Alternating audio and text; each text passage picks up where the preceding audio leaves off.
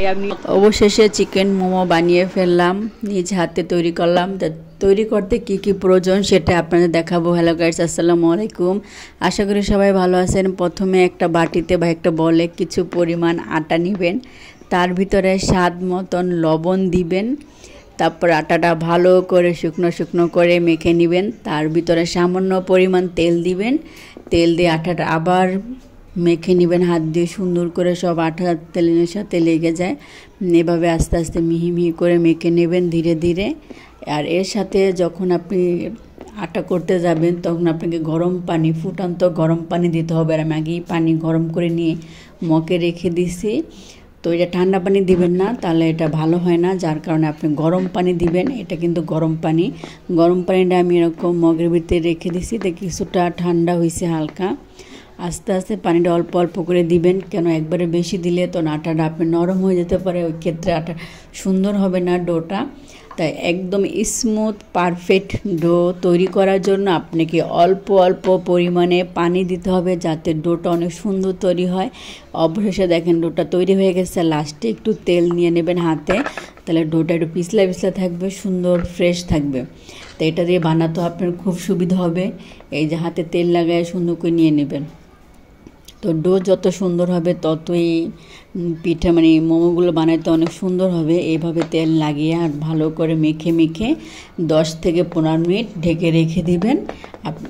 এর ফাঁকে আপনি এটার ভিতরে পুরটা যে দিবেন সেটা তৈরি করে নেবেন। কিভাবে তৈরি করেন দেখে নিই। প্রথমে এরকম কড়াই বা তাওয়া যেটা আছে আপনাদের ঘরে সেটা এরকম চুলায় গরম করে সামান্য পরিমাণ তেল দিবেন।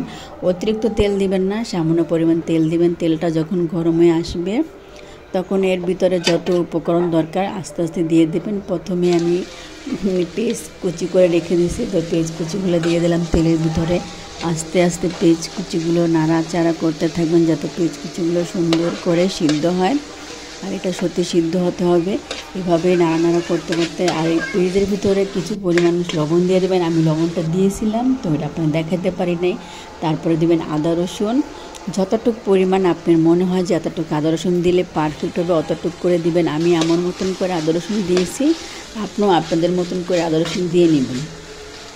কারণ এটা চিকেন মোমো, চিকেন যখন খাবেন তো অবশ্যই আদা রসুন দিতে হবে, নাহলে একটা গন্ধ আসবে, খেতে পারবেন না, ব্যাড স্মেল আসবে। তো এই যে চিকেনগুলো, এগুলো আগের থেকে চিকেনগুলো এভাবে করে নেবেন। তো যে যেভাবে করতে পারেন ভেরান্ডা করে নিতে পারেন, বা এরকম কুচি কুচি করে চাকু দিয়ে কেটে নিতে পারেন, যেভাবে সুবিধা আপনার হয় করে নেবেন। তারপরে এভাবে এটার ভিতরে সামান্য পরিমাণ দেখছেন যত রকমের মশলা আছে, জিরার গুঁড়া দিয়েছি। এটা হচ্ছে মিক্সচার মশলা, এখানে সব মশলা মিক্স করে বানানো হয়েছে, বাজারেগুলো পাওয়া যায়। তো এরকম যতটুকু পরিমাণ আপনার পরিমাণ মতন করে একটু মিক্সার মশলা দিয়ে দিবেন। তো দিয়ে আবার এটা জিরার গুঁড়া, কাঁচা জিরার গুঁড়া, এটাও বাজারে পাওয়া যায়। আপনি চাইলে বাইটও নিতে পারবেন জিরা, কাঁচা জিরা, কিন্তু আমি কাঁচা জিরাটা গুঁড়া ছিল তো গুঁড়াই দিয়েছি। তারপর সামান্য পরিমাণে হলুদ দিবেন, বেশি না। বেশি হলুদ দিলে তখন এখন নোংরা হলুদ কালার হয়ে যাবে, তখন সামান্য পরিমাণ। এটা কিন্তু গোলমরিচের গুঁড়া দিয়েছি। গোলমরিচ কিন্তু ঝাল অতিরিক্ত, আপনি যতটুকু ঝাল খেতে পছন্দ করেন ততটুকু ঝাল দিবেন গোলমরিচটা। গোলমরিচটা আমি আগের থেকে কিন্তু চুলায় তেলে ভেজে নিছি, তারপর এটা বাটায় ফিনিশিং করে গুঁড়া করে নিছি। আপনি চাইলে ব্লেন্ডারও করতে পারবেন। তো আমি ঝাল কম খাই বা আমার ছোট বাচ্চা আছে, যার কারণে আমি কম দিয়েছি। এভাবে ডো থেকে ছোট ছোট করে রুটি বানিয়ে নেবেন, বা বড় রুটি বানিয়ে নিয়ে কিছু মুখা বা কোনো গোল আকৃতি জিনিস দিয়ে গোল গোল করে নেবেন। আর দেখেন আমার বাচ্চাটা কি করতেছে, তার এইসব কিছু না দিলে আমি বানাতে পারতাম না, যার কারণে এখানে তাকে খেলার জন্য কিছু আটা মাটা দিয়েছি, খেলতেছে, নষ্ট করতেছে, আর আমি আমার মতন করে কাজ করতেছি। বাচ্চা থাকলে যা হয়। এই যে আমি একটা শেপ নিয়ে নিছি, একটা ডিব্বার শেপ নিয়ে নিছি, তো ছোট ছোট গোল করে কেটে নিছি। এটা তো নিজে হাতে বেলে এরকম শেপ করে নেওয়া যায় না, তো আপনারা আপনাদের মনে করে নেবেন। দেখেন অবশেষে আমি বানিয়ে ফেললাম মোমোটা। দেখেন কি সুন্দর করে বানিয়েছি, ফার্স্ট টাইম বানিয়েছি। কেমন হয়েছে বলবেন দেখতে।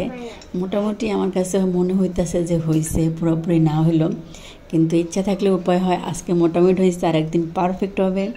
এই যে দেখেন এভাবে একটা একটা দুটো করে বানিয়ে ফেললাম অনেকগুলা। তো এরকম চুলার ভিতরে পাতিলে গরম পানি দিবেন, তারপর আপনাদের ঘরে যা আছে, এই দেখেন আমার একটা ঝাঁপি ছিল, ঝাঁপি দিয়ে নিছি। আপনার যা থাকে বা এর ভাপ ওঠার জন্য তাই দিতে পারেন।